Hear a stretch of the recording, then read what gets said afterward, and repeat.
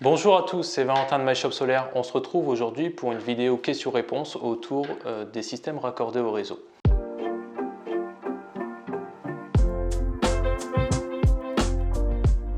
Qu'est-ce que l'autoconsommation?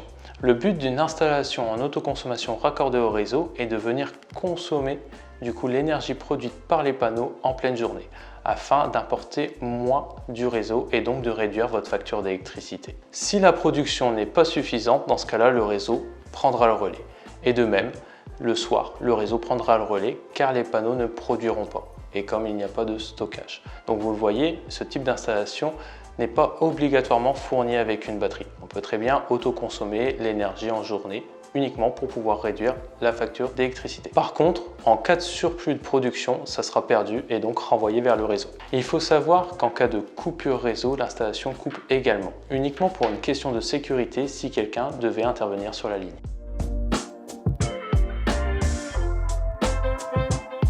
Pour répondre à votre question, oui, il est possible de rajouter du stockage.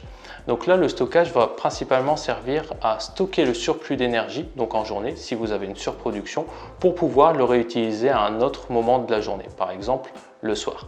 Après, est-ce que c'est rentable? Actuellement, les batteries physiques sont assez coûteuses et assez limitées en termes de capacité. Donc, c'est pas ce que je vous conseillerais le plus personnellement à l'heure d'aujourd'hui. Par contre, uniquement pour stocker le surplus d'énergie, on peut retrouver le stockage virtuel, qui est quand même moins coûteux que le stockage physique, qui n'est pas limité en termes de stockage, ni en termes de durée de vie, justement.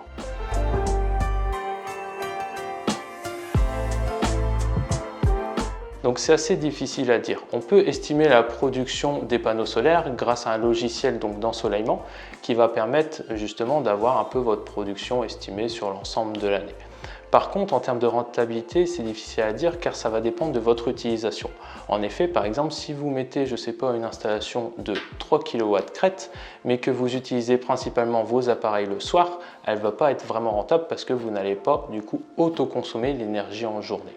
Par contre, si vous déplacez vos appareils en journée, là, ça va devenir de plus en plus rentable parce que vous allez prendre moins d'énergie sur le réseau. Donc c'est pour ça que discuter de rentabilité est assez compliqué parce que ça va dépendre principalement de votre utilisation.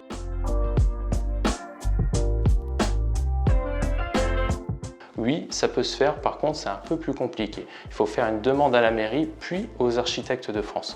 Ils peuvent éventuellement vous demander d'intégrer les panneaux en toiture. C'est ce qu'on appelle une IAV. Bien sûr que oui. Sur notre site, vous pouvez retrouver tous nos schémas, nos guides de montage, nos aides justement, et on reste disponible par téléphone justement pour vous aiguiller du début à la fin. Le seul moment où il n'est pas possible d'installer son kit solaire soi-même, c'est si vous souhaitez faire de la revente, parce qu'il faut obligatoirement passer par un installateur agréé RG.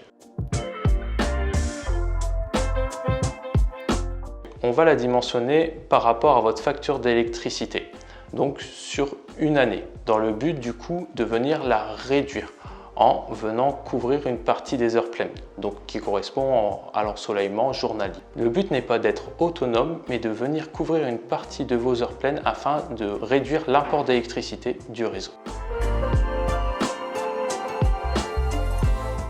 On peut profiter des aides de l'État si vous établissez un contrat de revente du coup avec un organisme tel que EDF OA, obligation d'achat, et donc si vous faites passer un installateur agréé RGE. Donc il faudra également que les panneaux soient en toiture et faire toutes les démarches administratives.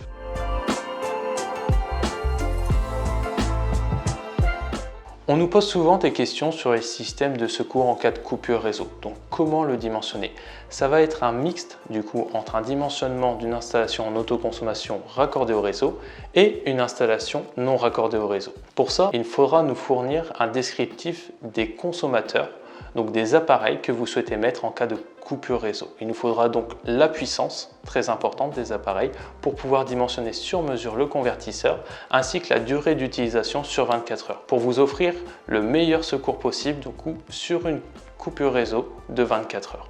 C'est assez important d'être précis sur ce type de dimensionnement justement parce que le stockage est limité. La puissance du convertisseur est limitée et si on ne dimensionne pas sur mesure, il y a de grandes chances que ça ne fonctionne pas. Voilà, la vidéo est maintenant finie. J'ai essayé de résumer quelques questions qui revenaient assez souvent, mais évidemment on n'a pas pu tout traiter aujourd'hui. Donc surtout, si vous avez d'autres questions, n'hésitez pas à nous recontacter du coup sur notre site internet. Si vous avez d'autres idées de vidéos, n'hésitez pas à nous l'indiquer en commentaire. Et d'ici là, continuez de briller.